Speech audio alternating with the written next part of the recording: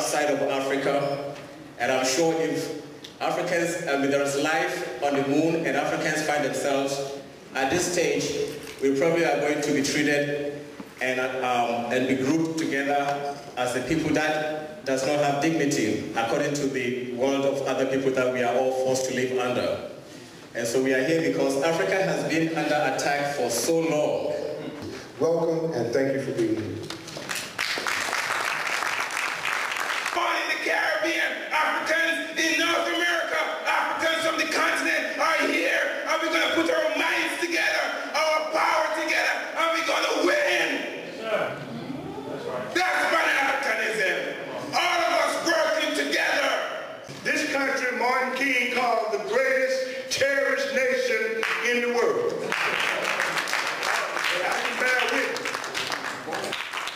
In the name of the Most High God, I greet all of you with the greeting words. Peace and paradise, we say it in many ways. We say shalom, hotep, assalamu alaikum, praise the Lord. And if you live in southwest Atlanta like I do, what up, shout? Y'all have heard the young people say that? Okay, it all means the same.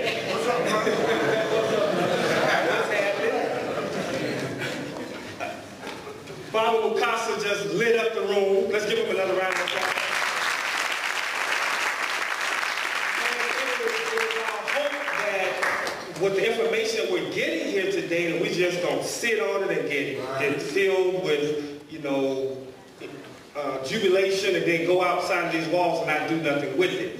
Let's take what they're saying and let's go back into whatever arenas we come out of to make things better. So we just heard from Baba Mukasa. Now I am privileged and honored to introduce to you a brother who has made a tremendous impact on my life as a follower of the teachings of Honorable Elijah Muhammad and Honorable Minister Louis Farrakhan.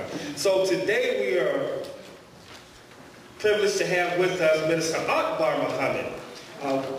One of the things that I say to Minister Akbar whenever I speak to him is I give him the greetings, assalamu alaikum. Next thing is, what part of the world are you in? Because those of you that know Minister Akbar, he travels kind of like I travel between Lovejoy and Decatur. He travels between Tanzania, Ghana, and St. Louis. Just like that. But to do no disservice, I want to read you some of his bio, some of the things that he has accomplished in his sojourn in the Nation of Islam. Minister Akbar was born in Hampton, Virginia, and raised in New York City. He joined the Nation of Islam in 1960 under the Honorable Elijah Muhammad. His formative years as a member of the Nation of Islam were spent as a student in the ministry under Malcolm X in New York. In 1974, he was one of the primary organizers of the Black Family Day, held on Randall's Island in New York City. This event drew more than 70,000 people. As a matter of fact, I think they had to helicopter the principal in, right? Minister Akbar relocated to Chicago where he served as the special assistant to Imam Wardi Muhammad and made his first trip to Europe and Africa and Asia during that time period. Since 1982, he has worked as the international representative of the Nation of Islam and the Honorable Minister Louis Farrakhan and is regarded as one of the most knowledgeable individuals on the life and works of Minister Farrakhan, the history of the Nation of Islam, which you have a series, right? A history, a series dealing with the history of the Nation of Islam, Malcolm X, and issues affecting the African continent. Minister Akbar has traveled to 128 countries, including 38 African nations. Quick quiz for you. How many countries do the United Nations say that there are on the planet? 192. According to the UN, there's about 192 countries that they recognize on the planet Earth. Minister Akbar has traveled to 138. 144. 144, okay. 140. He's traveled to? 144. That Brother Akbar. That he has been to. You went to some countries that you forgot about. All right, fantastic. Including 38 African nations and has lived in Ghana, West Africa. Minister Akbar is known throughout the world by many African presidents, heads of state, and Muslim leaders. Akbar was instrumental in organizing humanitarian efforts in various parts of the globe, which included galvanizing African-American physicians to work in remote clinics and hospitals in parts of Africa and leading press delegations to hotspots around the world. He organized an all-African-American press delegation to the Sudan on a fact-finding mission, and throughout his efforts, BET and TV1 had exclusive one-on-one interviews with His Excellency President Omar el-Bashir. Minister Akbar dedicates his time to speak and encourage others to travel, work, and do business in Africa. Over the years, he has accompanied and arranged travels to Africa for thousands of experienced and first-time travelers, including notable celebrities, major sports figures, and influential leaders. And on that note, you have a tour coming up June 27th. June 27th. We have information on the back table about that for those of you who are ready to take your excursion to the motherland. Minister Akbar's extensive work and travel in Africa are reflected in his column, Africa and the World, which is published in African-American newspapers nationally. He is a recipient of an honorary doctorate degree by the Global Evangelical Christian Seminary at the University of Alabama. He is the founder of Youth for Africa Foundation, a nonprofit organization based on the belief that young blacks in the diaspora are due to a personal journey back to Africa to gain a historical perspective that connects the lost cultural traditions to present life choices. He believes taking young people to Africa can make a difference. The Africa experience will aid our youth in understanding their purpose, inspiring fundamental discussions, and shaping positive images. Minister Akbar Muhammad.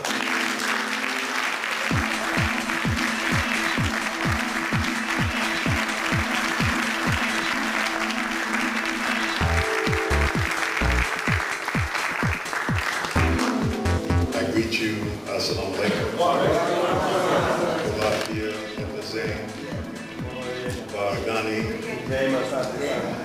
Thank you. I just want to say that I have never been introduced by somebody reading that whole biography. It makes me feel uneasy. I'm going to try to stick to my time, Brother Kofi. Okay, and that I appreciate the day you started on time. You know, when I used to say to Kwame Ture, TT time, Trinidad, Tobago time, he would always say, brother, we invented time. We're supposed to be on time. And so we need to take that jacket off, and I appreciate that very much. So I'm going to respect the time that you gave me.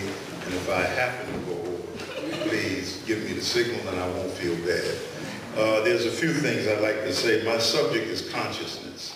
And I've worked on the subject because I feel that it's important. The Afrocentric community, the nationalist community, when Minister Farrakhan started rebuilding the nation, you were really our support. You set up meetings for the minister all over this country. You came out, you turned out people because you found in Minister Farrakhan a brother who had no fear. It's like Mukasa standing up here just now. Some of you started sweating. You didn't know whether you should love Barack. You didn't know who was in here listening. Look around, make sure the camera don't catch you. I used to say that brothers, make a copy of what he said, because the agent who's listening for the government may be too dumb to remember what he said. So therefore, give them a copy so when they go back to Boston, they can say, this is what Mukasa said, okay? But you didn't know how to handle it in your own mind. And Barack produces that kind of dilemma. Now, I violated one of the principles. I was blessed to be in the first ministry class that Malcolm started in New York. There was 5 of us. I joined the nation, I was 18 years old. And what propelled me in the nation, it wasn't that I had a spiritual void in my life, and I was looking for God, and I found the Nation of Islam. What propelled me was consciousness. Right. That there was a movement in the world. Yeah. In 1960, when I became a Muslim, 17 African countries became independent. Right. They all had to send ambassadors to the UN. And many of them were coming to America for the first time from Africa. And Malcolm would take the initiative to go down there and bring them up to our restaurant and talk about Africa. When the Honorable Elijah Muhammad began to develop the Muhammad Speaks, we had two brothers shaking hands from America to Africa. So at the root of the consciousness movement within the Nation of Islam was the knowledge and the love of Africa, Africa being a projection. And when Minister Farrakhan sent me to Ghana in 1990, because he made a commitment to President PNBC at that time, the chairman of the PNBC, which was a military government, under Rollins, he made a commitment that he would open an office. And when we left there going to Burkina Faso, Minister Farrakhan said he was going to send Dr. Khaled. And Dr. Khaled, as most of you know, came to Georgia here and got into some difficulty, and the enemy put him in jail. So when the minister went back on the 80th birthday celebration of Dr. Kwame Nkrumah, Rollins called him on the commitment that he made in '86. He said, brother, I'm waiting for you to open that office here in Africa. Because he asked him the question, do you have an office in Africa? The minister said, no. He said, why don't you open one here in Ghana? And the minister said, I would. And so I'm sitting there, I'm ready to go overseas for about a year to study Arabic and French and exchange, teach the history of the black struggle in America, and that was to Libya.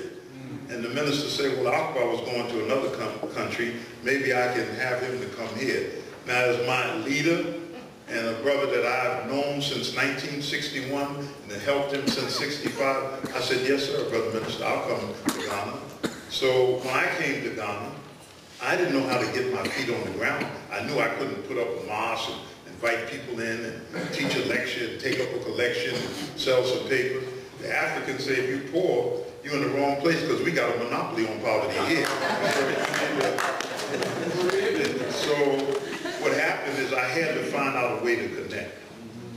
And in my 12 years of living in Africa, and although it's blessed me, I know it's a blessing, I've been to 44 African countries. And as I told the group in Washington, the brothers last week, I had a love affair with Africa. And I'll never forget the day I was in Benin, and I was going from Cotonou to Port Novo. And I passed over a lagoon, and I looked out, the fishermen were roaming. The people were on the side, and the fish that had just came in, they were selling it. You know, the Africans have these fantastic minds. The women would come, they'd be all around them, and they would be giving them fish. I never saw them write anything down. And I asked the brother, I said, how do they know how many fish they gave each one? He said, he got it right here. And he knows it to the letter. But just like the current president of Ghana, Kofi, John Muhammad, his name is John Durrani Muhammad, I'm going to talk about him in a minute. But he speaks 5 languages fluently. Gunja, Dabani, Hausa, Tree, he speaks God, and he speaks English. So, and well, you say, well, he must be very smart. No, generally Africans can do that. Right. Africans can contain 5 or 6 languages and speak them. And it shows you the ability that's been stifled out of us. But let me try to go through this quickly. First, I want to say, Malcolm, wherever you are, forgive me. In that ministry class, Malcolm said, whenever you sit there and you get ready to speak next, don't write notes. Because you send a signal to the audience that you're not prepared, and you're getting prepared while you're sitting there. But I had to violate that just now as I was sitting there. Okay? Because some people think that I'm Dr. Naeem Akbar. He's a dear friend of mine and a brother. And my doctorate degree that I got from the University in Alabama, I never tell people about it. Because some people want to be doctors because they think it makes them more. And when I go to some Negroes that if I say I'm a doctor, they may give me more respect. I may use it then. But I don't use it. I don't go around, I'm Dr. Akbar Muhammad. I'd rather you call me Brother Akbar Muhammad. Right. That's the greatest title that I could have.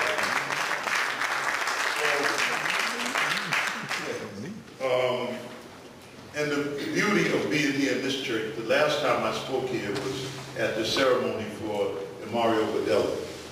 And we loved each other. We were brothers. I was in the Nation of Islam. But yet and still, we didn't allow the differences of the groups that we belonged to interfere with our struggle. There's an ayah in the Quran that said that they did not become divided until knowledge came to them. So when we were brought to consciousness in this struggle, then we became divided. Instead of saying, look, we are conscious black people now. And I'm going to talk about that in a minute. You know, we just had this tragedy in Boston. And it was a tragedy. You know, and I'm sitting there as a Muslim when it began to unfold, praying. And a lot of Muslims wouldn't say this publicly, but I'll say it. I said, I'm praying that this is not some Muslims. Now, I've been to Dagestan, the area where these boys came from. They came from Chechnya, and the father, who was on television this morning, is living in Makachula, the capital of Dagestan. Minister Farrakhan went there. And I'm going to tell you, we saw the Russian Muslims. These are white boys. They were some of the most powerful Muslims that I had ever run into. All of them looked like they studied kickboxing. They were sincere about their faith. The only thing that was odd, when we went to one of the leaders' home, his whole wall was lined up with weapons, all kind of guns, because they just believe in fighting. So when they announced that they were Muslims, I tell you the truth, my heart dropped. Because we have already, as Muslims, suffered enough since 9/11. The jacket has been put on us. What's happening in Nigeria? And people don't understand it. All they know is a group called Boko Haram, and they killing and burning and churches down and killing Christians. This is the jacket that Muslims have to wear, and it is an unfair jacket. There was one Muslim brother who was a comedian, and when the DC sniper, who actually came out of the Nation of Islam, was killing those people, he said, I pray to Allah, it's not a Muslim. He said the profile is like a white boy, you know, shooting people, ran it, or white van. And so when they announced that they had captured the DC sniper, and they said, John Allen, he said, thank you, Allah, and then they closed it out, John Allen Muhammad. And he said his heart dropped. Now, and I'm saying this in the beginning because it was a tragedy in Boston, and Barack went there. Now, Barack is good after he studied Malcolm enough.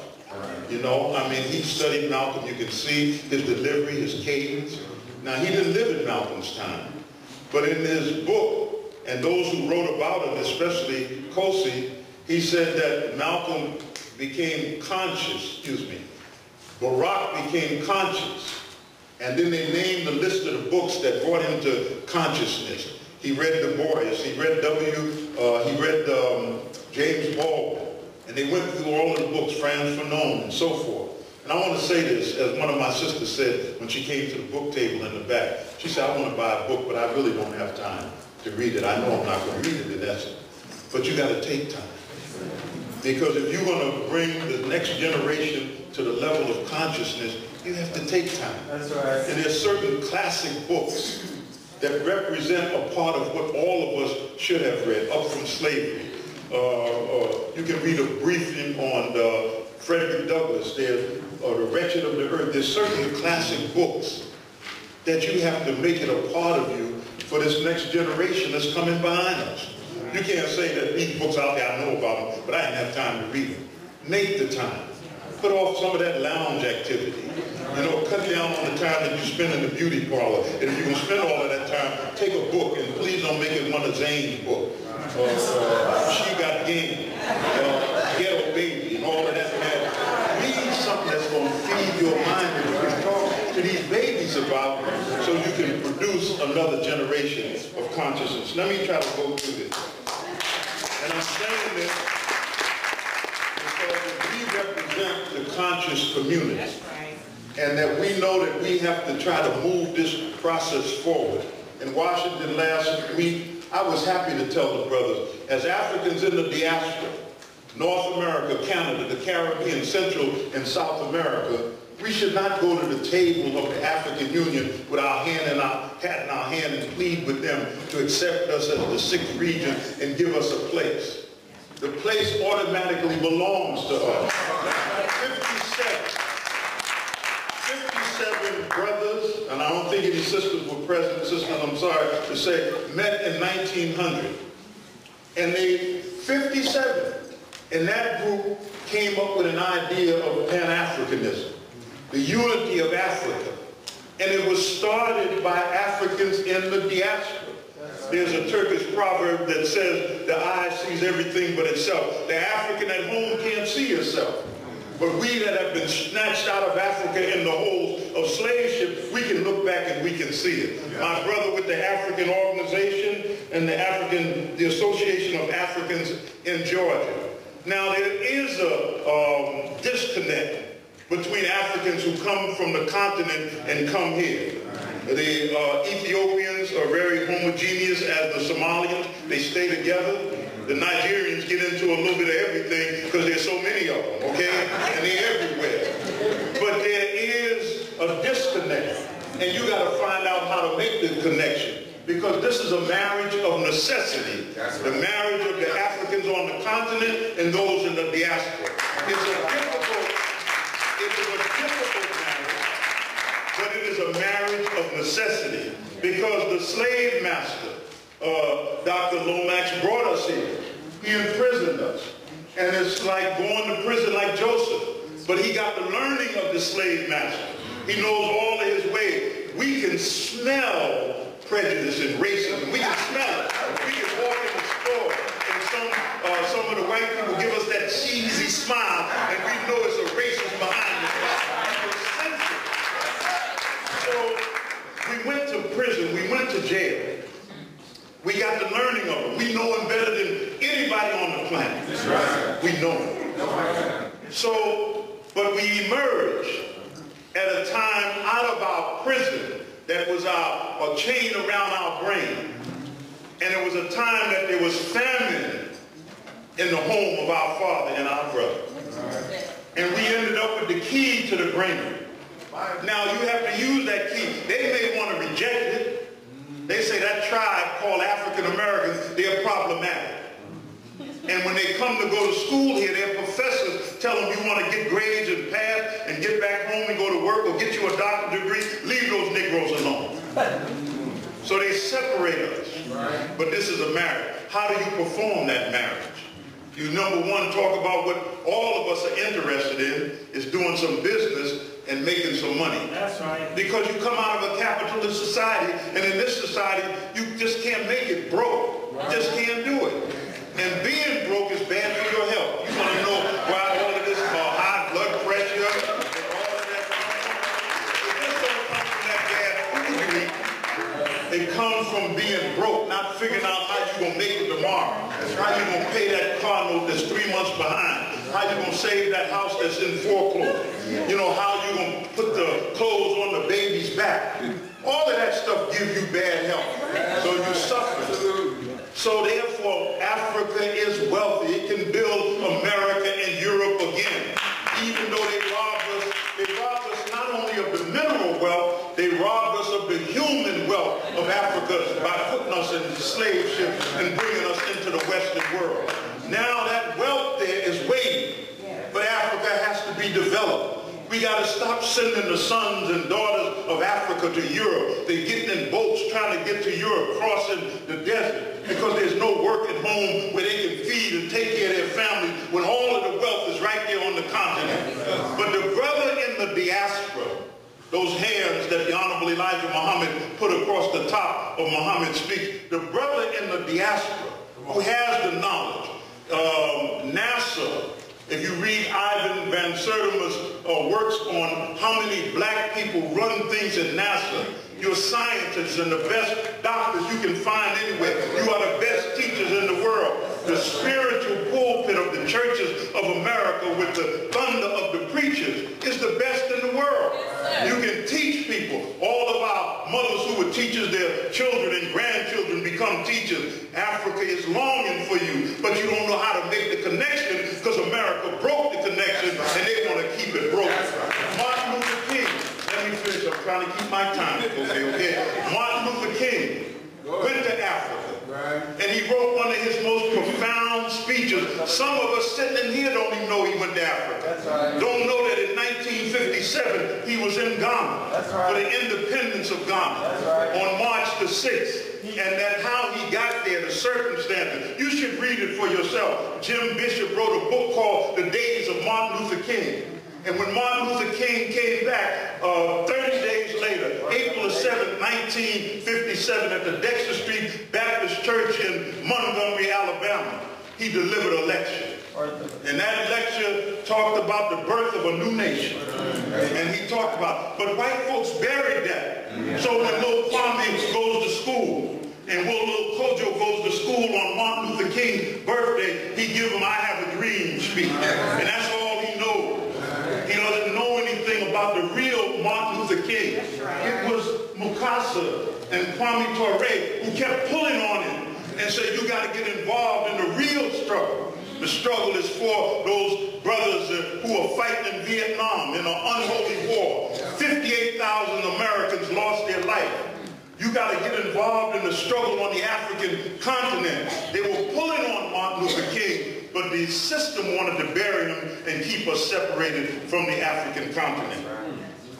You had a period where consciousness was being built, but many of us were wearing African dress. We were proud of it. And then the enemy began to erode it. Right. Just as they're eroding culture in Africa as I stand here. Right. When I first went to Uganda, all of the women wear those dresses. You remember how they look with the big shoulders on them, long dresses. Very beautiful. Go to Uganda right now. You don't find none of that. You find everybody in used clothes from Europe and America. They're robbing the soul of Africa.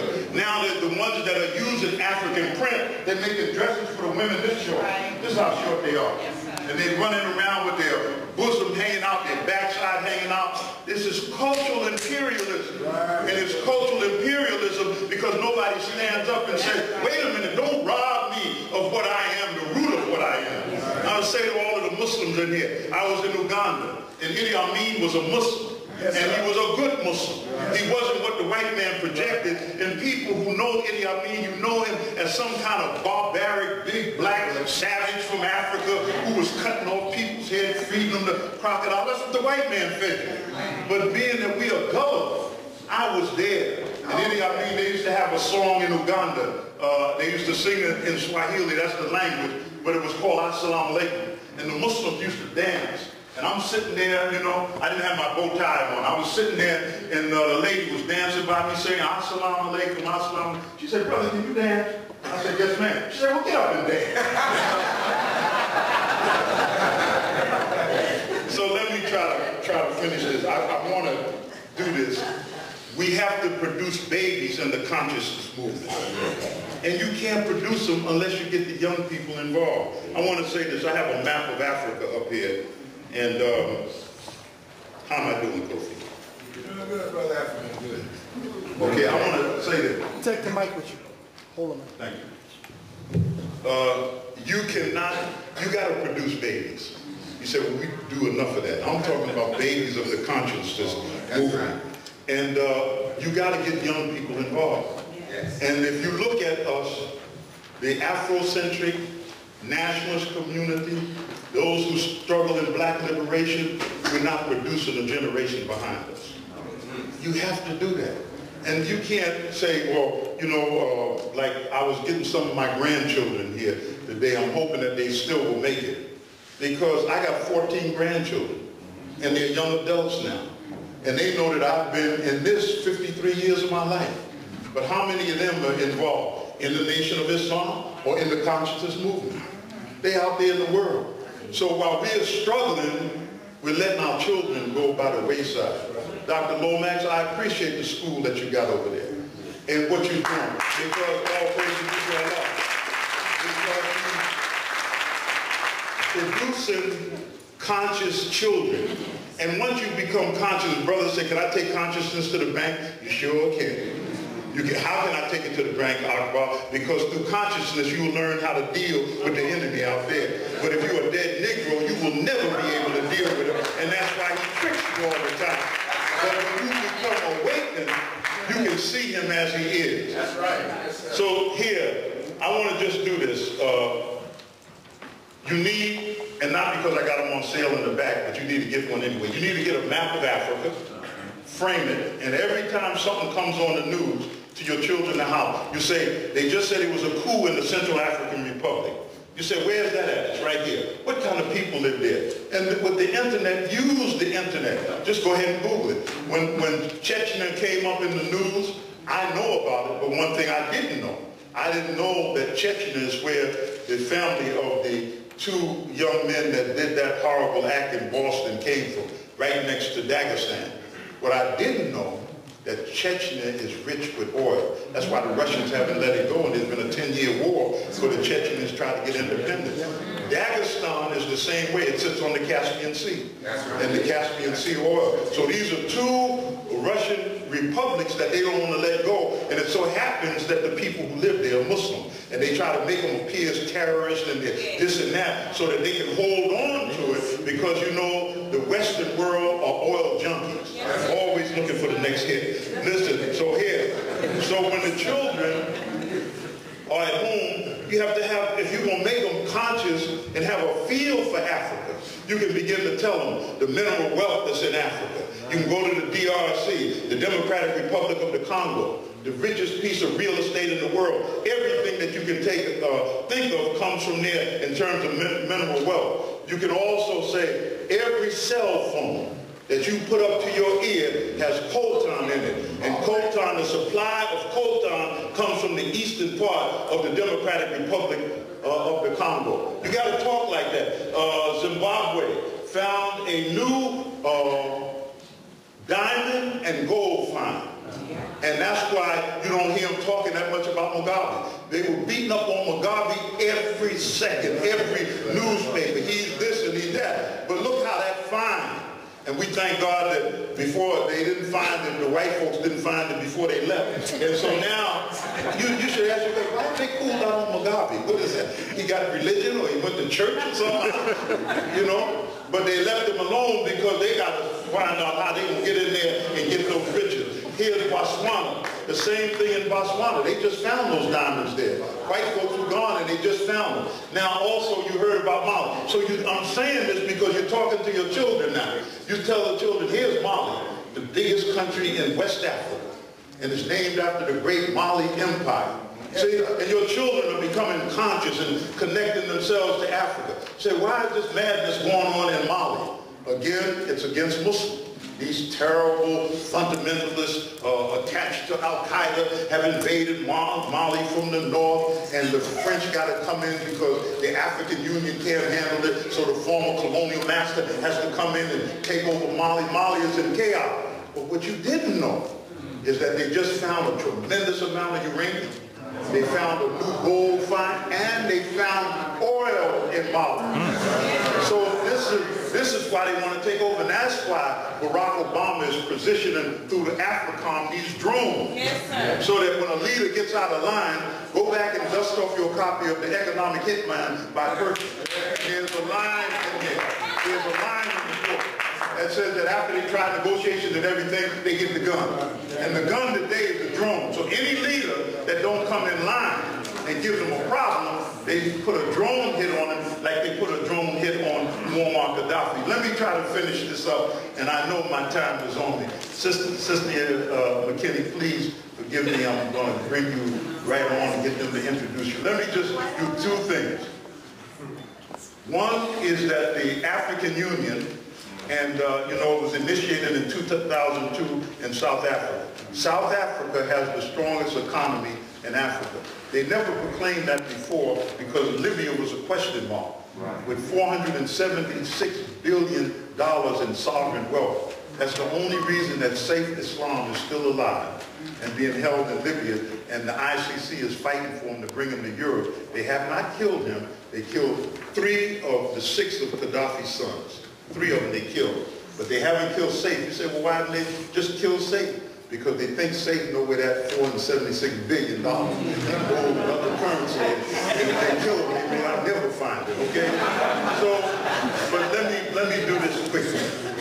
In 1999, in the Burkina Faso, I'm getting Burkina Faso, this is the country right here that Thomas Sankara had. Libya was under sanctions. That's right. And Libya was suffering under these sanctions, but the African nations were suffering because Libya had a foreign policy that they gave wealth to African nations. And so what happened was They met in Burkina Faso. They decided that if the UN did not lift the sanctions, that they were going to fly all of their planes into Libya and meet with Brother Gaddafi and break the sanctions. So they did it. So that's why Gaddafi built the WADU Hall in Sirte. But that year, Gaddafi hadn't been to the OAU for years, since 1983, when he couldn't get a quorum. And African nations boycotted him under the pressure of the West. And so what happened is, after this happened, Gaddafi decided to go to Algeria. It was being held in Algeria in '99. So he went to Algeria. And at the conference, he got up to speak. And Rollins and his people who were there told me that most of the heads of the state had their heads down, and this crazy Gaddafi, what's he going to talk about? But he began to talk.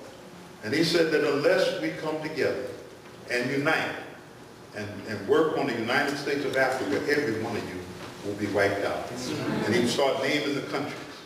And then he started talking about, he went and grabbed Gamal Nasser, Sekou Touré, Dr. Kwame Nkrumah. He invoked their names and what they were working for, and he challenged each one of them, and he had the money to make sure that they were there.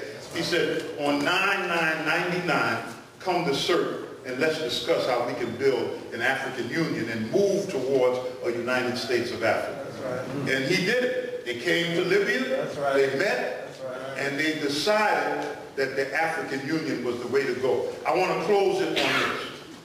Building consciousness. The Africans in the diaspora, on the model of the European Union, you would have to have one passport. Brother Mukasa said to me when I was in Uganda, did Idi Amin give me a passport? He didn't. But 3 other African countries gave me passports. There's 54 countries now with the breakup of the Sudan, and that's been chaotic. They just met again. But you would have to have 54 passports to have dual citizenship with all the African countries. But if it was on the model of the European Union, there would be one passport that would say the African Union, and yours under it would say Diaspora. And then you would be able to move in and out of any country, and you shouldn't be restricted on what kind of business you have to do. That's right. I have to close because I want to respect time. I started talking about time. But right now, in order to go to some African countries, they have to have a visa. And I'll never forget when the day I was in Burkina Faso trying to go to Cote d'Ivoire to get a plane, and being that there was no relationship between the two after the killing of Thomas Sankara, I had to go to the French embassy to get a visa to travel from Burkina Faso to Cote d'Ivoire. And I told them, I said, you know what it's like? I said, I want to go visit my brother next door. But I got to go to the slave master, the former slave master, and say, would you please give me permission to go visit my brother? That's how sick it is, and that sickness has gripped Africa right now. So the Africans in the diaspora, first is consciousness. There's an event in your life. There's a lecture, a time, something that brought you to consciousness. You went to a lecture. You heard many of the Muslims in the Nation of Islam. You heard Minister Farrakhan. He rocked your boat, and he brought you to a level of consciousness, and you wanted to change your life. But there are events in life that stick with you. But he has to reach back. And when you reach back, it's like going back to get a piece of what happened in order that you know how to go forward. And that's the weakness of the Africans in the diaspora. Thank you. May God bless you.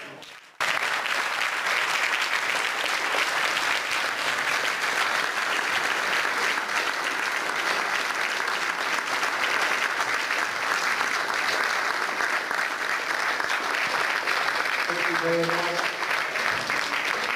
Our great esteemed Baba Akbar Mohammed. Now, I understand Minister Abdul Sharif was supposed to be here. Is he here? No, sir, he couldn't make it. Okay, the minister is in charge of the mosque number 7, representing the Nation of Islam right in Atlanta. Number 15. Number 15. 7 in New York, number 7. I stand for correction, and thank you very much. Thank you so much, Baba Akbar Mohammed. And I'm sure everybody is taking notes for themselves and for their home and for their children. I love you. It's all about love. It's all about love. And there's going to be one great African coming out soon. And before she comes out, I just want you to raise your right hand right now to this great African who's going to come and speak soon.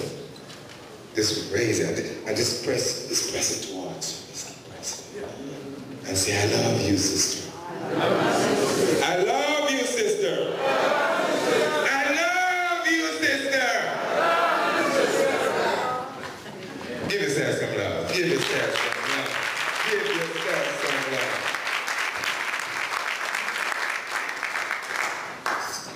Give Kofi some love. Give Kofi some love. It's always good to be in the company of a true proud daughter of Africa. All of you have known her. She's being on the forefront, taking the blow. But for decades, she remains steadfast. She's never compromised, and she always makes sure that you come first. I don't think anywhere in the world that she arrives, even when she arrives in Haiti with me, she was walking down the street, she said, nobody was going to recognize me here, until one man walked and said, Cynthia McKinney. So to me, it is a great pleasure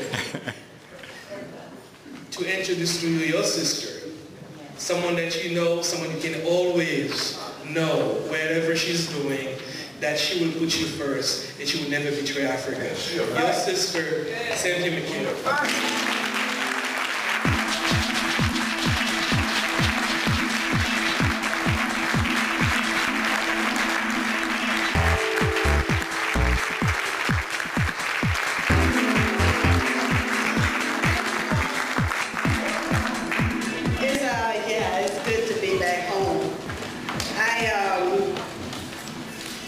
Sort of began an odyssey that has taken me around the world because it hurts to lose. Even when an election is stolen, it still hurts to lose. And my father told me, never say that black people let you down. Despite the fact that had more blacks gone to the polls and voted to outweigh the Republican crossover, we would not have lost. Despite that fact, I heeded what my father said, but I had to get away. I had to leave. Because I felt unappreciated, misunderstood. I had been lied on by the press. And there were some black people who believed it. And there's some black people who still believe it. No matter what box we might put them in. The fact of the matter is that the media are very powerful. And when people are fed lies 24/7, they will believe them. Even the strongest of us will believe what Wolf Blitzer says on CNN. Or what Hannity and maybe Combs used to on Fox. We might even believe Melissa Harris Perry. We might even believe Barack Obama because they look like us. That's right. And so what we have to also learn is this sixth or seventh sense of discernment so that we can understand what's not said. As I tried to tell the congressional staff, you got to see what's invisible, hear what's not said, and read what's not written.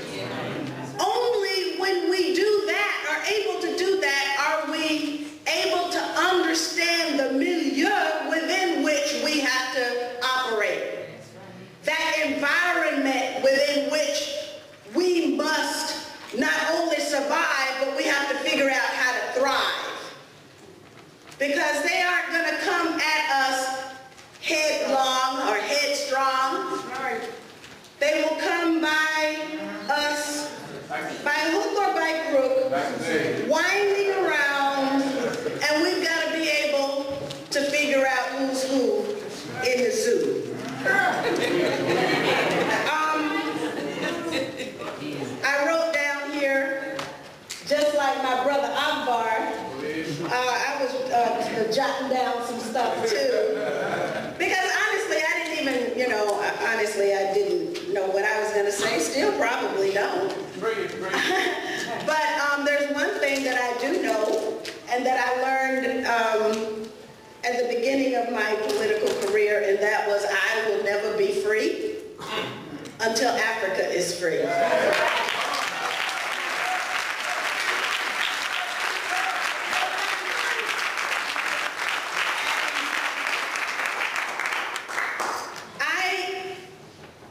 Because of my time in Congress, I have had the opportunity to do a lot of traveling, like Brother Akbar, who I always love to listen to because, when there's wisdom in the room, we need to partake of it.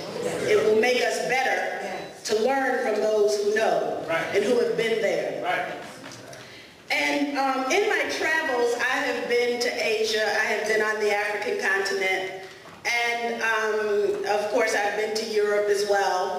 And everywhere I go, I see images of black people. I see black culture. And black culture is global. So when the brothers up there were drumming, it reminded me when I was in United Arab Emirates. And once a week, they have a drumming thing is a part of their culture, just like on Sundays.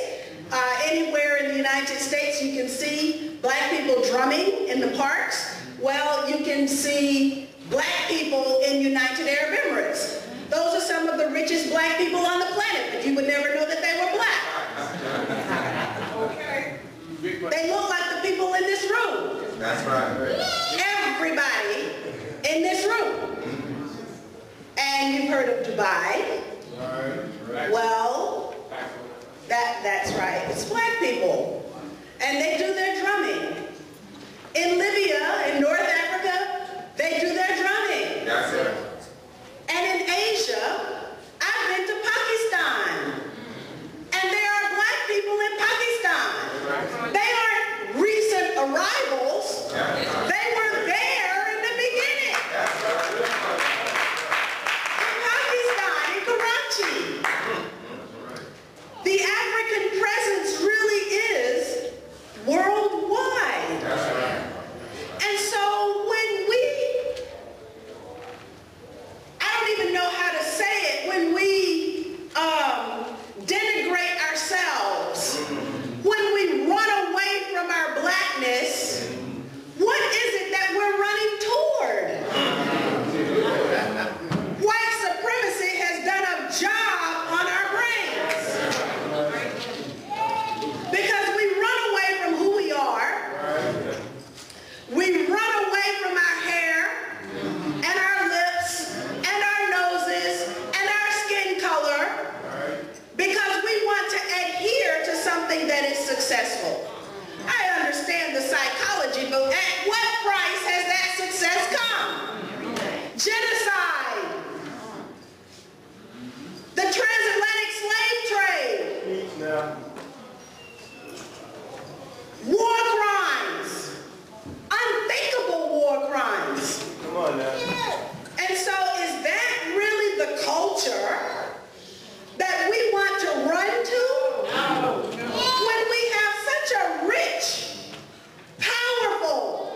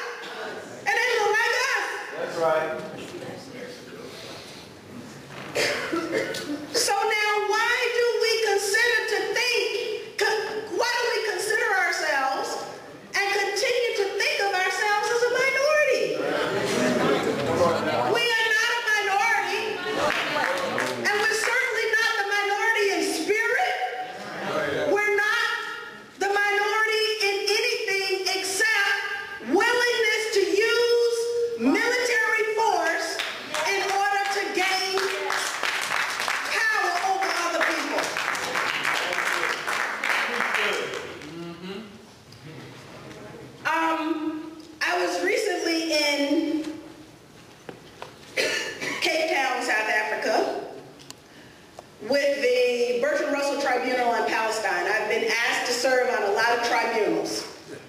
I go to Malaysia regularly, where the people also look like us.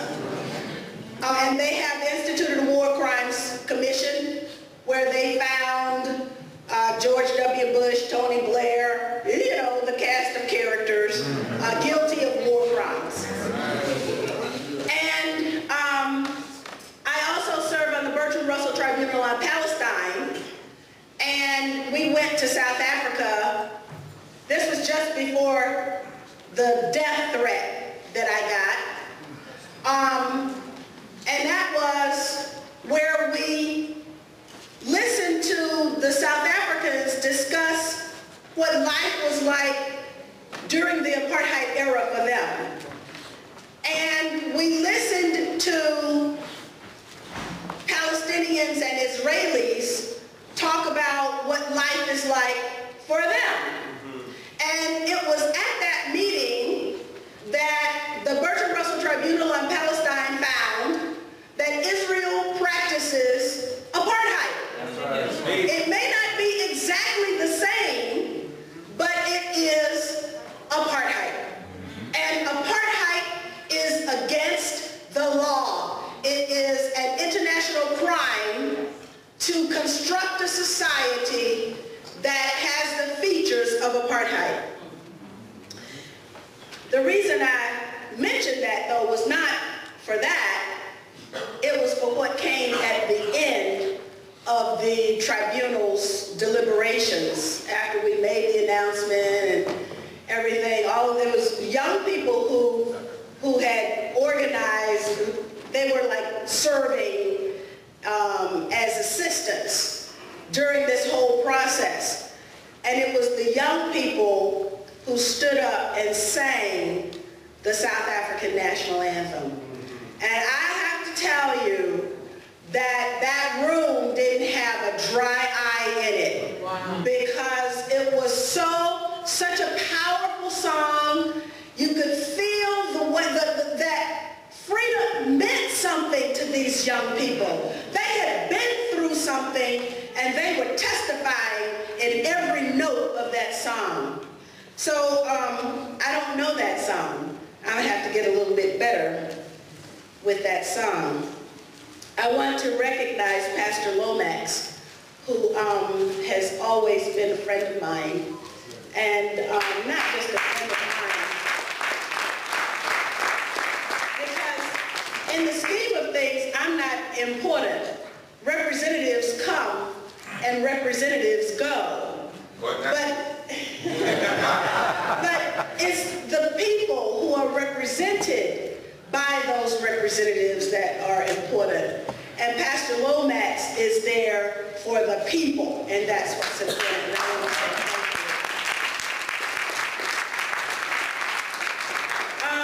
And in the room, there's a gentleman who also helped me serve you, and his name is Ron Gilliam, and he was the district director at that time, and I'm sure you all know Ron because he's at every meeting. Ron, please at least just stand up.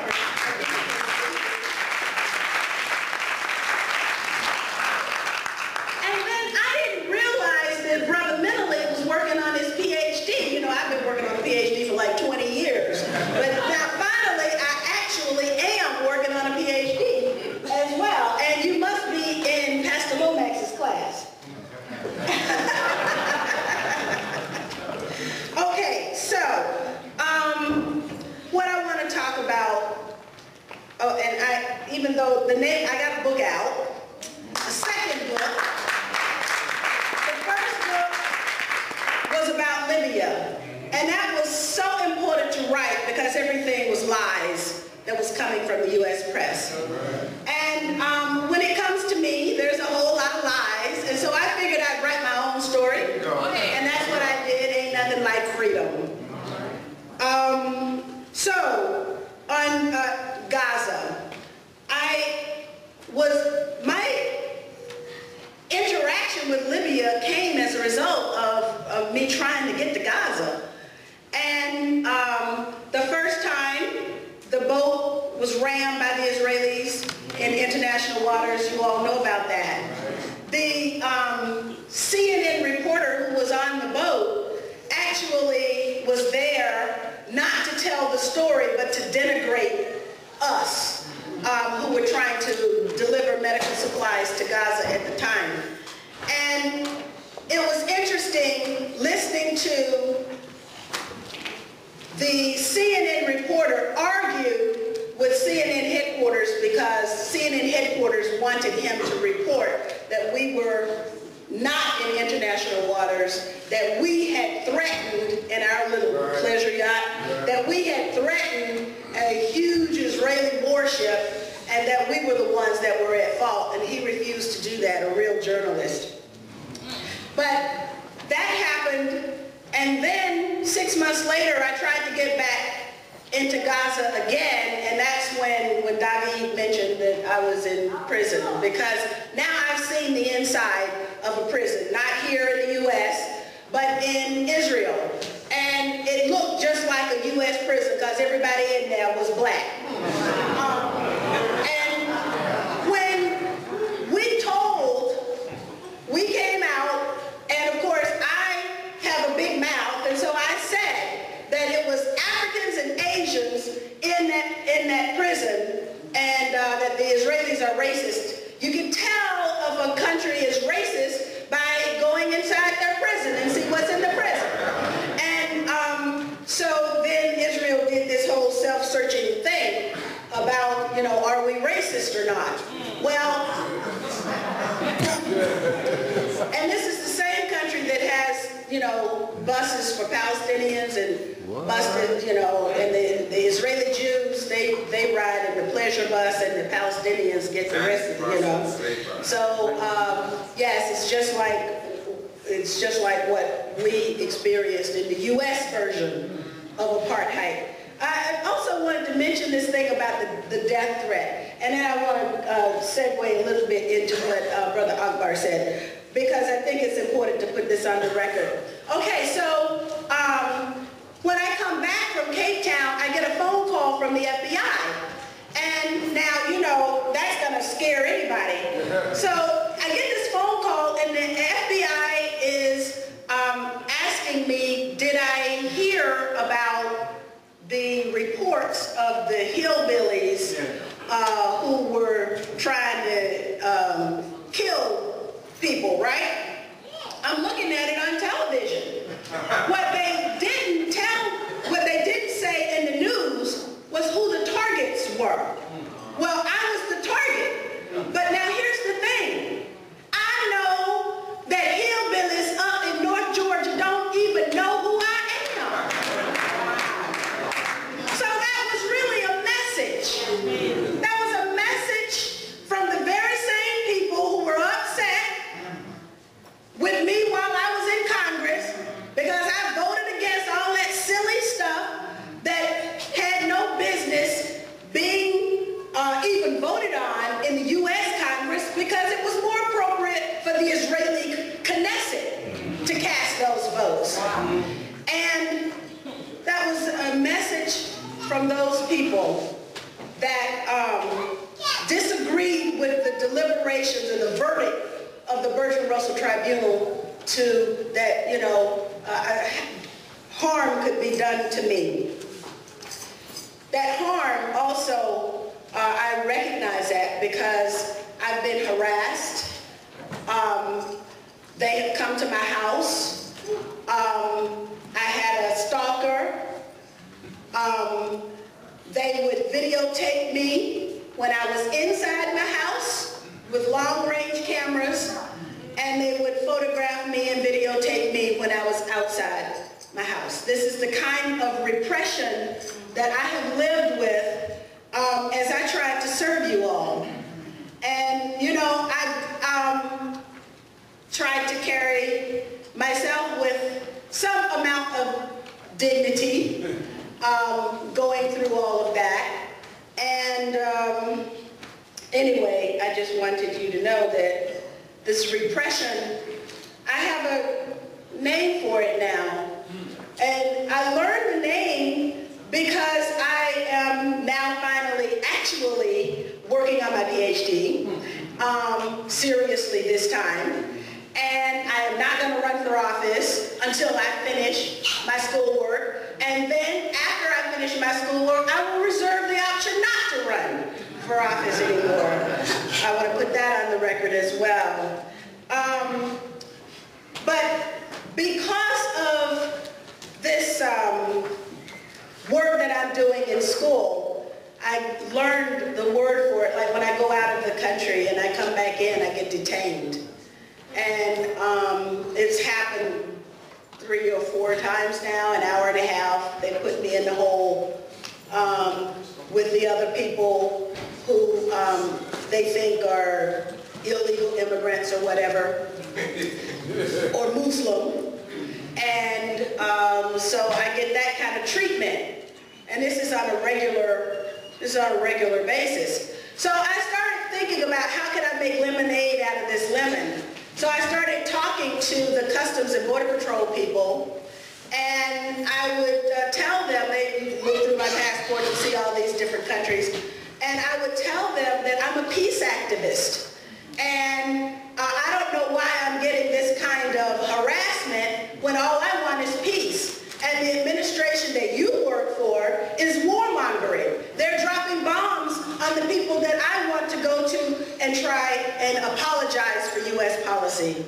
And it worked, because the last time that I left the country, which was, where did I go last?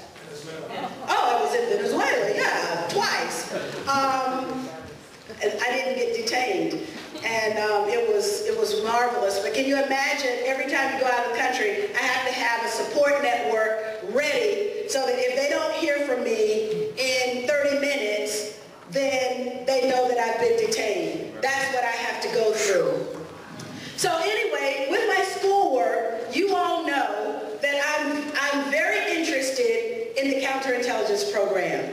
So I've been able, through the school that I attend, which is Antioch University, they have allowed me the academic freedom to research the counterintelligence program, the church committee reports on intelligence activities inside the United States that at one point were illegal and un-American. They're still un-American, but now they're not illegal. And also to focus on my particular topic, which is targeted assassination. And it is that which if there's anything I'd like to say as lawyers in Belgium try to reopen the Patrice Lumumba case and understand the role that Belgium played in the murder of Patrice Lumumba. We just had MI6 agents in London admit that Britain was involved in the murder of Patrice Lumumba. But the bottom line is that the very first executive order dealing with assassination was written by Dwight David Eisenhower, who authorized the murder of Patrice Lumumba. So when you look at our conditions today, we have to understand that there has been repression, what I feel is nothing compared to what Dr. Martin Luther King Jr. felt, what Malcolm X felt, what anybody, Fred Hampton, anybody who we look up to who really was trying to move this country in the direction, in the desired direction, has faced in terms of repression. The repression yesterday was real, and the repression today is still very real. The last thing that I could cite a whole bunch of statistics, but I won't because I don't have time. But the last thing that I want to say is the situation for us in the United States is deteriorating, and I don't think I really have to tell you that because we all know that. And there's a reason for that, and it's purposeful. It is not an accident. This is on purpose, and we have to understand that we are being targeted. And if targeted assassination is genocide, it's not just the physical elimination, but it's the elimination in whole or in part. That's right. And it can be cultural genocide, it can be societal genocide, it can be institutional genocide. But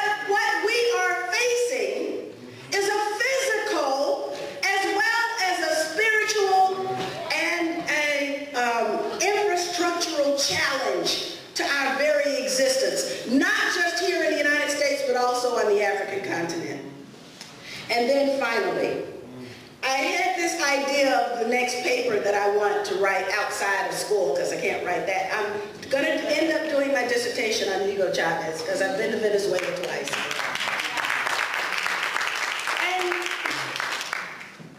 when I think about African Americans rising, most people in this room would think about us. I'm not thinking about us. I'm thinking about the black people in Latin America, African Americans rising.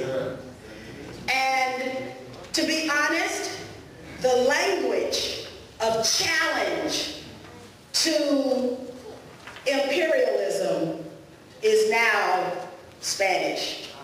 So I don't know Spanish, I gotta learn Spanish. But South America is mobilizing.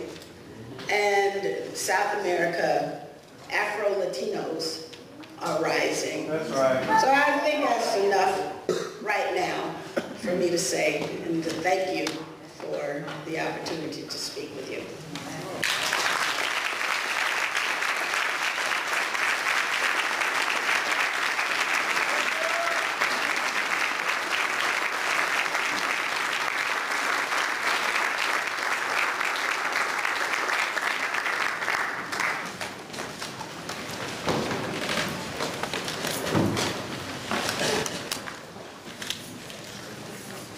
Let's give it up one more time for this beautiful Cynthia.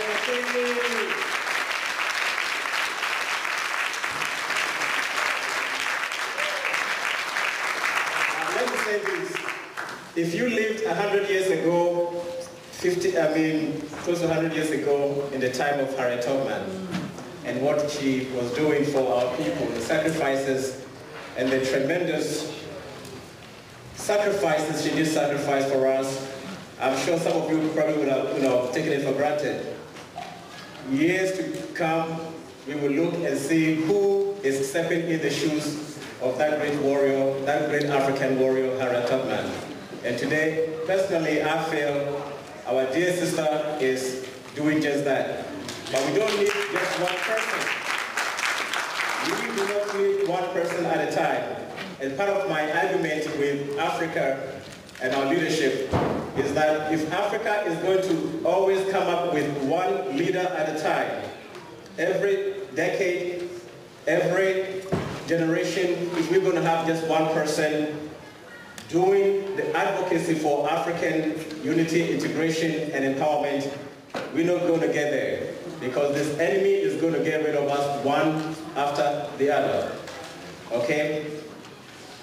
We don't have too much time, but I think the work of nation building has to be done by all of us. All of us have to, chip in. If everybody gives a little bit of his time, and the resources we have, and energy, I'm sure this work will become so easier for all of us, and we will see the unity and the progress of our unity. We're going to see it and realize it in our time. But if we're going to sit down and let other people do it, and just want to come and hear them, it's not going to help. Everybody here has to be Cynthia, everybody has to be Baba Agba, everybody here has to be Baba Mukasa, so that together, if we give a little portion of our energies and resources and time, we can see a big change. And that is what Africa needs on the continent. And I said before, you are part of it. Of the Turkish Sultan, that they had the most powerful position, and the eunuch was usually black. So if you go to Turkey and go through Topkapi Palace, you'll see it. But to answer your question, the reason the Israelis apologized, they apologized. That was a question. The Turks didn't apologize.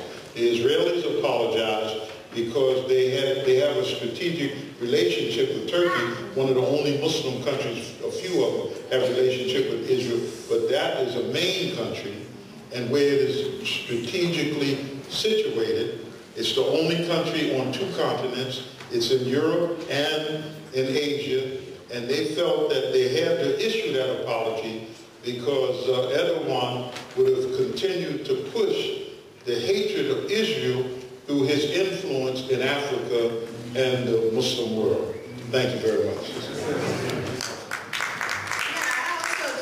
just want to say that the strategic aspect of it is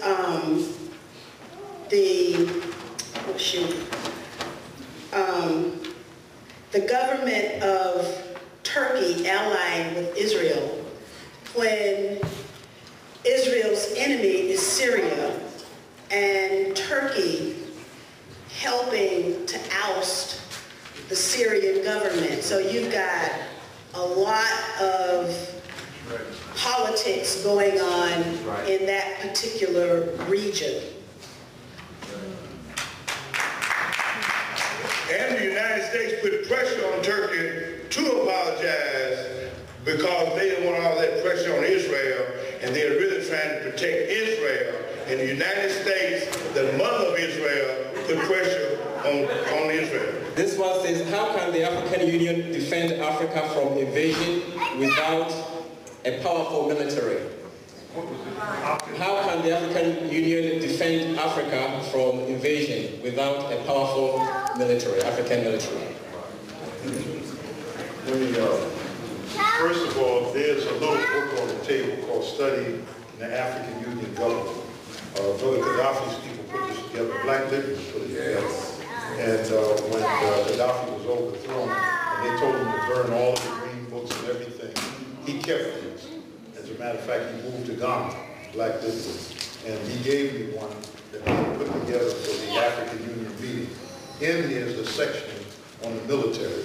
But the most important is that the African Union needs the strength of the African countries to support them with resources, financial resources. When Gaddafi was alive, it's the thing that he wanted to build an African Union army and keep the Europeans and Americans off the African continent. So without Gaddafi, in the absence of Gaddafi, those resources are not there, and Africa is in chaos right now because of the killing of Muammar Gaddafi and the weakening of the African Union as it stands right now. What's the name of the book again? It's called A Study in the African Union Government. It's on the book table. And also, the Kwame Nkrumah in 1957, Martin Luther King stood first. Kwame Nkrumah was the first government to overturn the Europeans and run them out of Africa. And Martin Luther King left Montgomery when he stood by him. And Kwame Nkrumah, the individual, said, if Africa don't unite, they're going to come at us and destroy us one by one, and they're going to manipulate us to fight wars among ourselves. And by them, and every leader that becomes strong, the United States go and coup d'etat and assassinate them, like they did Gaddafi, along with 100,000 or half million other people in Libya. And the leader we have strong today is Robert Mugabe, who put them white folks on boats to get the hell out of there and took the land back and gave it to the Africans. And the United States has been doing everything they could against Mugabe and against Zimbabwe, starving them to death with embargoes. So the only way we can survive is that we unite a United States of Africa, and 99% of the presidents in Africa ain't nothing but a bunch of punks and puppets of the United States, and their armies are pointing their guns at their own people, holding their people down for Europe and America. And that we need organization and armies inside of Africa to get rid of those puppets, and we fight and unite Africa ourselves. But only the people united will defeat imperialism, and imperialism won't stop until they are defeated. That's all. This is two different questions, but I'm going to put them together. And this is to our sister Cynthia. What do you think of Obama's policies? And then what exactly is a drone? What exactly is a drone? A drone is an unmanned aircraft that is equipped with cameras and increasingly missiles and bombs, and that is remotely operated. So you can have someone in Nevada operating a drone like a kid's PlayStation, and they are actually killing people on the other side when they release the bombs. And that's what we saw when we were in Libya. What do I think of U.S. policy? I think it's outrageous that we have a war criminal as a president, and that our president is one who hails from Africa and is bombing Africa. I was on the Skype with a friend of mine last night. He's in Somalia, and I asked him, is the United States still bombing Somalia? As of last night, the answer was yes. As of last night, the answer is yes. Your tax dollars are going to kill people on the African continent. It's outrageous. Let me just add a little to the end of that question. When she mentioned Somalia, do yourself a service. Google Chevron in Somalia, and boy, maybe you'll find out why the chaos since 1991, when Siad Barre was overthrown, where this struggle over Somalia, because when Chevron found all of that oil, they capped it and they were saving it for a later date. And so this is the struggle and the chaos in Somalia. One other thing is that the Western nations have been raping Somalia. Even the fish in the water, they come out there and rape all the fish out of the water, and the Somalians standing on the shore and fish and can't catch nothing, and they sending millions of pounds of fish different parts of the world. And my little sons in Somalia, they go out there on them boats with them guns and kidnap them and make them pay, and they call them pirates. We know who the real pirates are, don't we? And they're absolutely right. And we need more brothers with boats and guns to make them pay. And y'all need to get some boats and guns right here and make them pay. Do we think we need to start meeting in secret and stop publicizing our plans to improve our communities? And how do you suggest black people can separate their black community development hopes from American politics, so our wins are real wins and not just political populism? I'll try to answer some of that question. One, we need to get organized, and everybody in here who are not in the organization, part of the organization, then that's a criminal behavior. Each one of us need to be meeting and reading and studying and preparing for what's coming. Dr. King went to his grave telling you we got some difficult days ahead. And you see, these people are committing genocide on us. 79% of children's dad has already been kidnapped. He's not in the house with them. This country is committing, as Cynthia said, genocide on us. And that we need to organize. It's not international. And the only reason you talk about what's going on in the Congo, Malcolm said you can't understand what's going on in Atlanta unless you understand what's going on in the Congo, South Africa, Angola, Mozambique, Somalia, and then you know why children are dying in Chicago.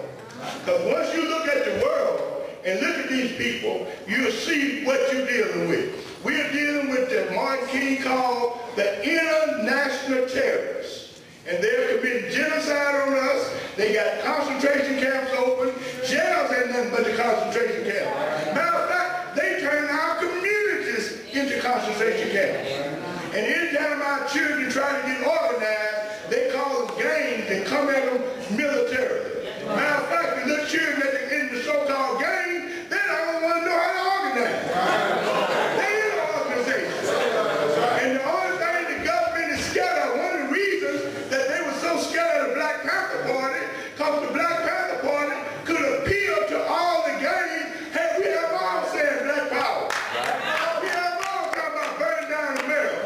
We all have all talking about the crime that the white man in America is committing against black people.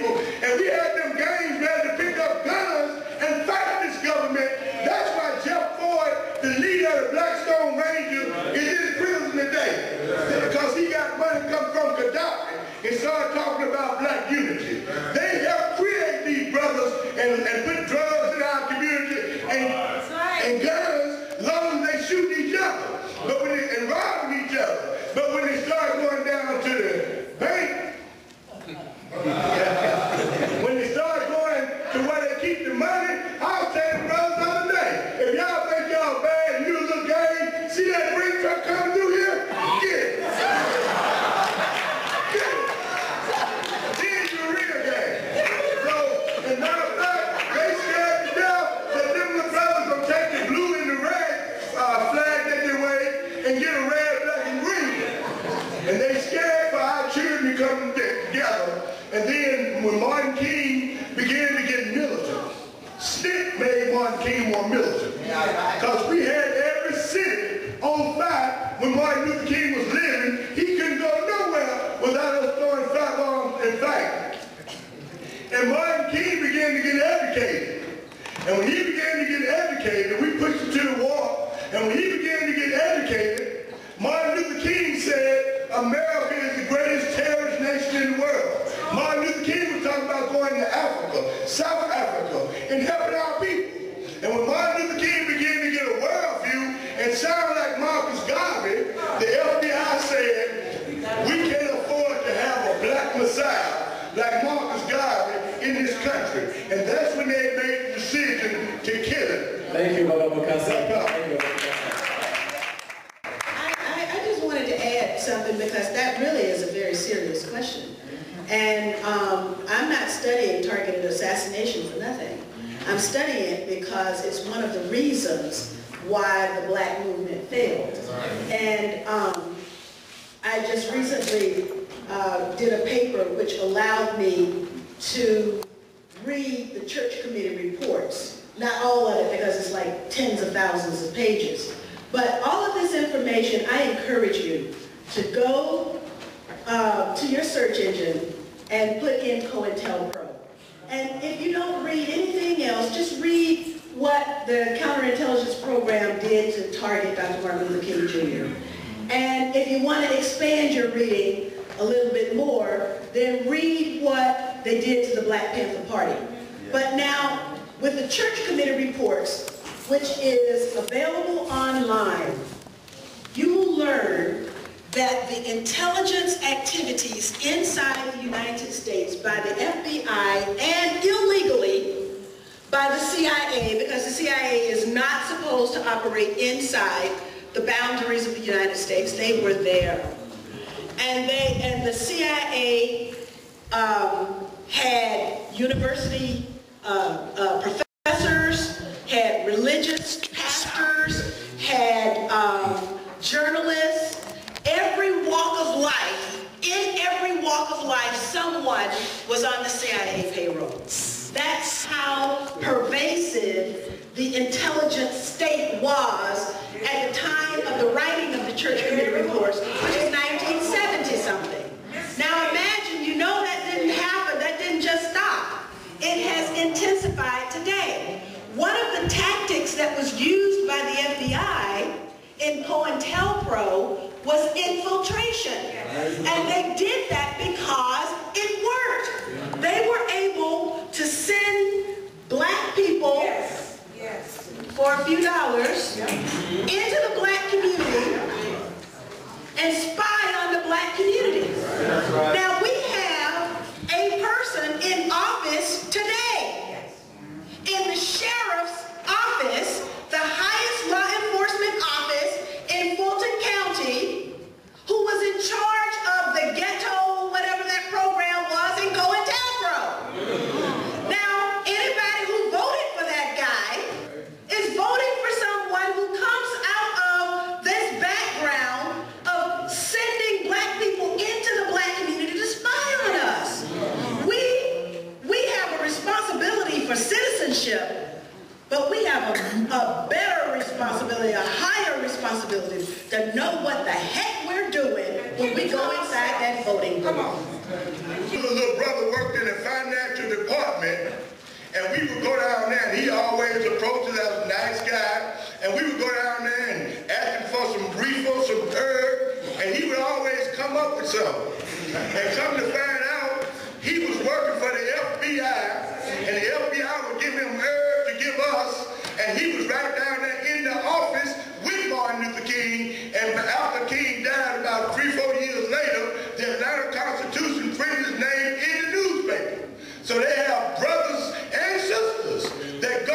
and spy on us and give the FBI information. Matter of fact, the brother went in Fred Hampton's house, and it was a COINTELPRO gave him all the layout of the house, what bed Fred Hampton was sleeping in, where he was, and that's when the FBI went in the house, the police went in the house, they knew exactly what room to go in to kill Fred Hampton.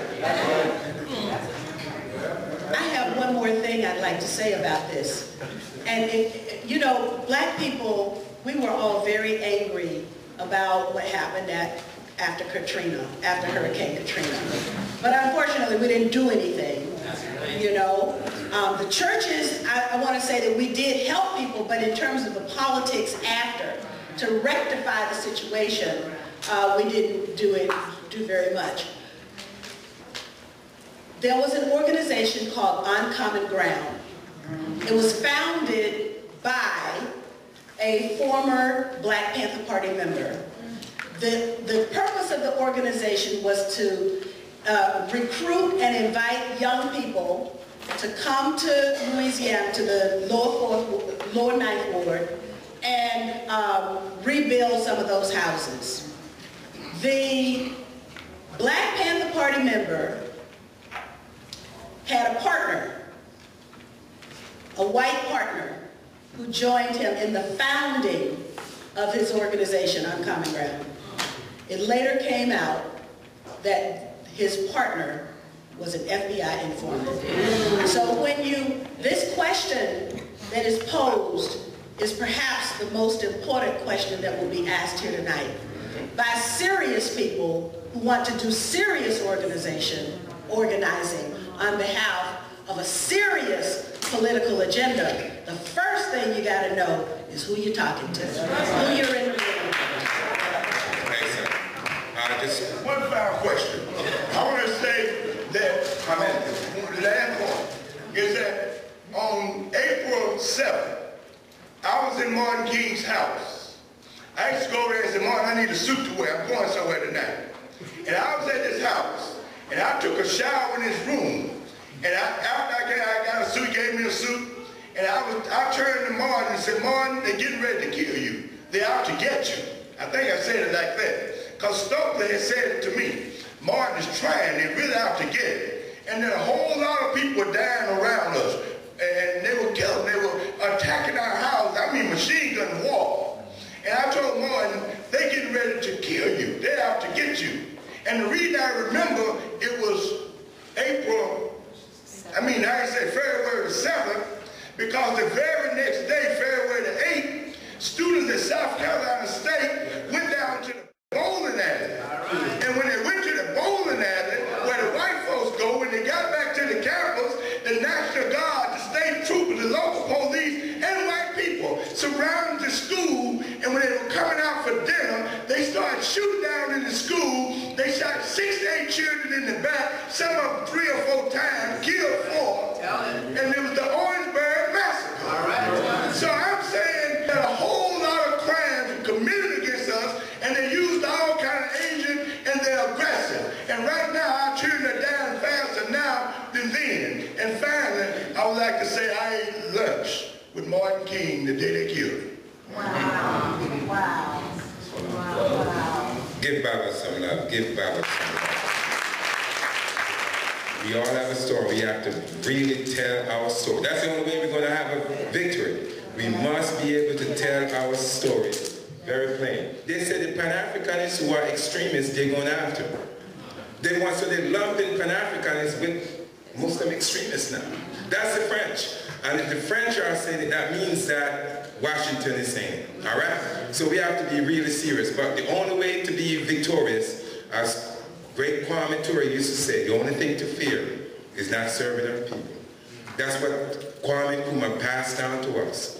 The only thing to fear is not serving our people. All right? So as long as we're serving our people, everything is good. Just, I'm serving my people. I'm serving my people. Shoot, I'm serving my people. I'm serious. You know, the way I see Africa, listen now, the more serious we are in terms of taking charge of our life,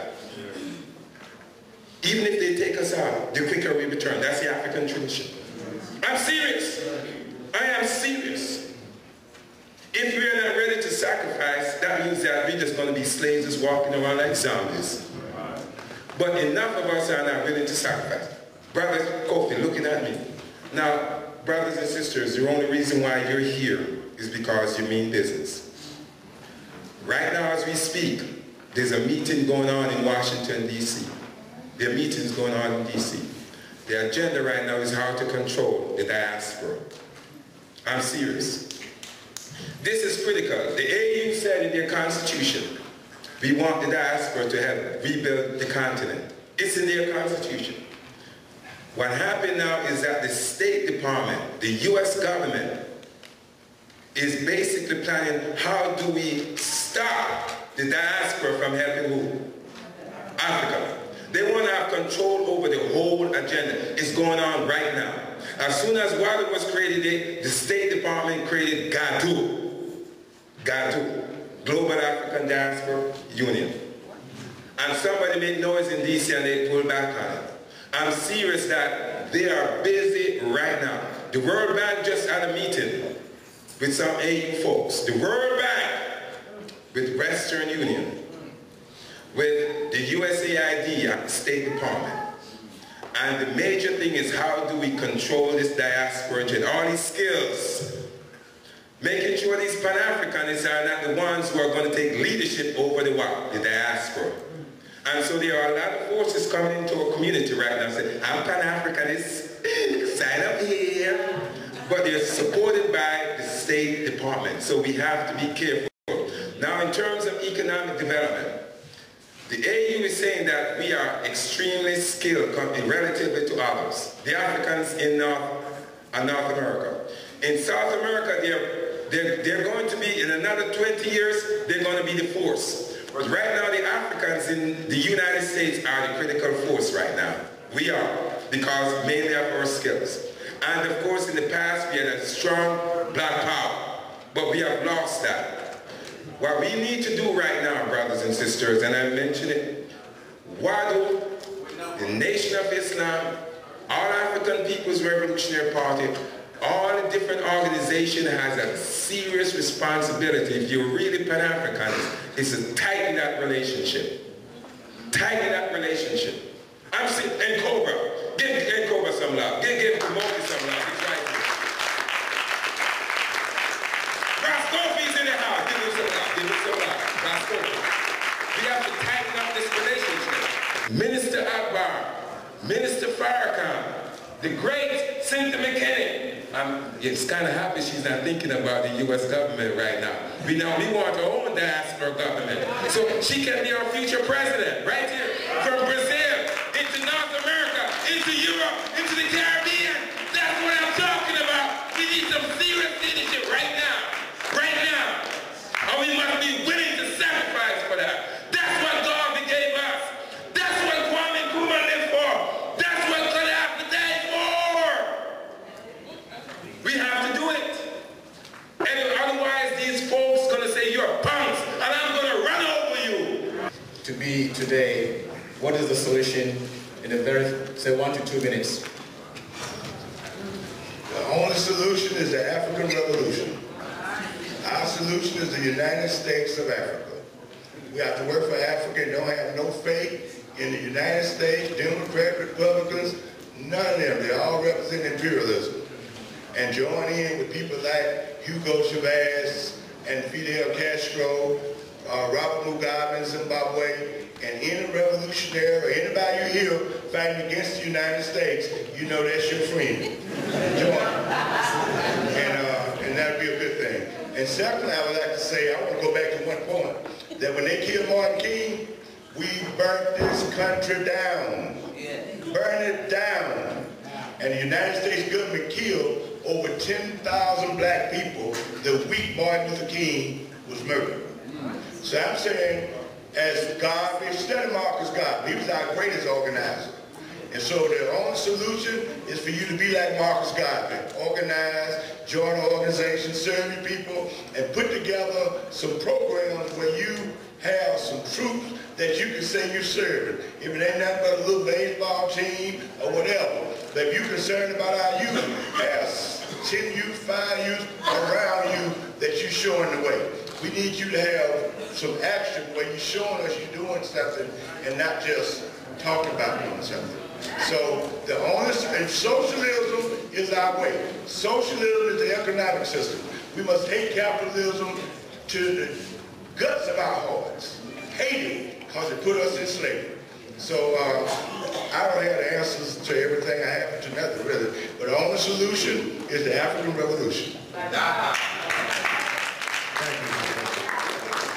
Just briefly, there's two things that I learned as a follower of the Honorable Elijah Muhammad and the help of Minister Farrakhan. One is when you plan warfare, you always plan for a battle that you can win. Don't take on a battle that you can lose. No general goes in the battle, I'm going to lose this battle, but I'm going to go into it anyway. You like the bull on train tracks, who's going to challenge the train. But the thing that we can win at is there's 2.4 million brothers and sisters in the prisons of America. And if we organize, everyone in this room has been touched, knows somebody, got a relative that's incarcerated. It is the new Jim Crow, as Michelle Alexander said. And what we have to do on the community level, in my opinion, you got to get one victory at a time. If we organize, and while Barack is in the White House, so you don't think he doesn't hear from you. If you get 25,000 signatures on an issue, you got Jamil Alameen, who struggled with us. He's sitting in a jail for life, Rodney. You can say that we want you to give him, what do they, pardon when you go out of office. Then you got to pick the other brothers. We left a lot of them by the wayside. The Panther brothers who are in jail, you can name them one after another. Then there's the last thing I want to mention in a victory that you can win, is that they just came out with 42. Jackie Robinson. I don't know how many of you have seen the picture, but they didn't mention his son's name, even when he was a baby, if you go back and look at the picture. But David Robinson's in Tanzania. He's in the coffee business. And what about if we say, instead of supporting Starbucks with the Zionist owner of it, who gives all of his money to Israel, instead of supporting him, why don't we say we want David Robinson's coffee in the black community? This is the economic play. So I just want to say that getting organized, joining something, but you got to make something happen. You can't just meet and talk. People have to see the evidence of the impact in this community, and the jail situation in this country is one that we need to work on collectively and say that our brothers and sisters are in these prisons. We're a small percentage of the population, but we dominate the jail population. 2.4 million in jail, 600,000 on paper. That means on parole. And we have to do something about it to save our young people. Thank you. Well, I agree with everything that the two previous speakers said, but I would just like to point out that Casa said that they burned everything down after the murder of Dr. King.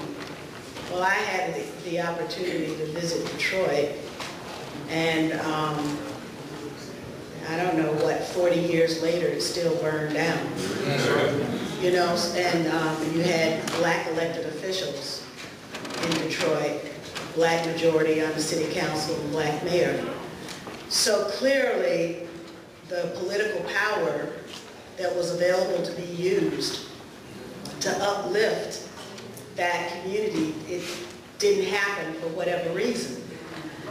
And if I go to Baltimore, in the 2008 presidential election, when I ran in the Green Party, it wasn't on the ballot here in Georgia, but I did travel around to the states where I was on the ballot, and I traveled to the black communities, and I have to say Baltimore, I'd never seen anything like Baltimore. It looked like a bomb had been dropped on Baltimore. So there's so much to be done. But I think Brother Akbar sort of put it where it needs to be. You won't even know to do anything if you're not conscious. If you're not aware that there's so much work that needs to be done, and there's so much power in our community, and I just don't understand why black people in the United States are not outraged at what's happening to them. The foreclosure situation is the largest transfer of wealth out of the black community since the transatlantic slave trade. That's right. I don't understand how you can sit by and allow your elected officials to vote to give money to the banks and to give money to the war machine and not to give money to you. I don't understand it. I worked hard to get rid of transportation of pipe right here in DeKalb County. And I got so much money for MARTA with the purpose of putting a light rail system down to, eventually it was going to go to, at first it was supposed to go to Georgia Perimeter College at Panthersville. And then after they built Stonecrest by robbing South DeKalb Mall, then out to Stonecrest. And then that transportation tax that they wanted the additional SPLOST. Thank goodness you voted no on it. But there's money sitting there that I got that was taken for the Beltway, and then they put the rail line down last. Now, one of the ideas that I was working on, well, I was working on a lot of things, but in terms of the criminal injustice system, we serve on juries. Now, there's some huge criminals between 1600 Pennsylvania Avenue and Wall Street. There's some huge criminals. And they haven't seen one day of jail time. Not even an indictment. Suppose we adopted the idea of jury nullification.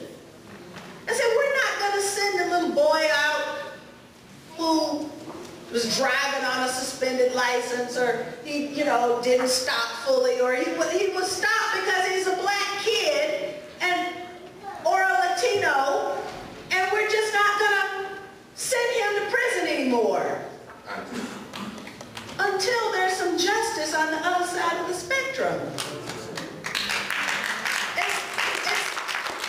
We were creative enough to come up with a way to resist. No matter what it is, we must resist. Every day I wake up and I say, what can I do to throw a monkey wrench in this system? That's what I do. That's my job now. That's my profession. So if we think with the idea of resistance and actually do something to resist, I think we can at least move a little bit forward. We have a long way to go. We spend millions of dollars at the United Nations. At the United Nations, millions of dollars we spend on white people's businesses in New York. Millions of dollars. And he's begging us, he's basically, where are your businesses? Where are your businesses? Then you go to you go do the same thing in Washington, D.C. These African ambassadors, where are your businesses? Where are our businesses? The African leaders, many of them, some of them, and many of them are doing it covertly, by the way. They're not making a lot of noise. They're not making a lot of noise. They're saying to us, get your stuff together so we can work together. The more organized we are, the more they can do things overtly. But if we are disorganized here, they have to do things covertly. And so what I'm saying is that those who are involved in major organizations have to take the next step in terms of looking at the global African agenda with NCOBRA and said, NCOBRA, here is our union. WADU, NCOBRA, union. WAPRP, WADU, union. NOI, WADU, and COBRA, WAPRP Union. That's what they're looking for right now. That's what they're looking for. Again, if we are timid, the enemy is going to keep running over us. I mean, that's just, and John Brown said it. John Brown said, the only thing my white folks respect is power and authority. If you don't show power, you're going to get run over. And so this talk is not going to do it. That's what he said to the leadership at that point. And he said, thank you, Harry Tubman, for being so serious. Let's start burning this place down in terms of the slave plantations, okay? What we have to do is organize. Again, the leadership must organize themselves in terms of Dr. Jeffries and Minister Akbar, which we are already part of a team. Baba Mukasa, part of that team. Sister Queen Mother Daphne Lewis was part of this team. We have to cement this relationship. This is what Africa is looking for right now. They want us to really stand up, and we have to do it, okay? Economically, we need to look at some type of bank. We have to have our own bank here in the diaspora. That's right. I'm serious. We have to get our own bank. So once we have that bank, for example, we can easily go to a Hugo Chavez and say, by the way, until we get our reparations, this is what we need to continue the movement for. I'm serious. You know, we can go to Lula down in Brazil and say, until we get our reparations and really put our stuff together, this is what we need to put into the African bank. Okay? This is what we have to do right now. Politically, the leadership has to be realigned for the global system of the 21st century. Economically, we have to look what Gaddafi was doing in terms of African bank and have a diaspora bank. Okay? Very similar system as was laid down, especially by Kwame Nkrumah and Gaddafi. All we have to do is look at that system, look at that formula, and establish it right here in the US. Okay? Culturally, this is Africa year. We have to set what you call an African blueprint. We have to put something together that every African can read.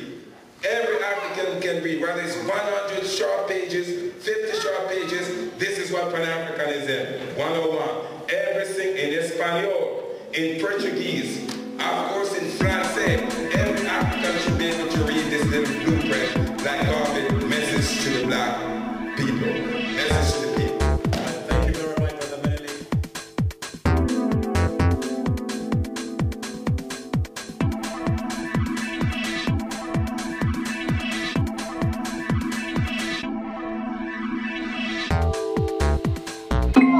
WACPtv, the place to be.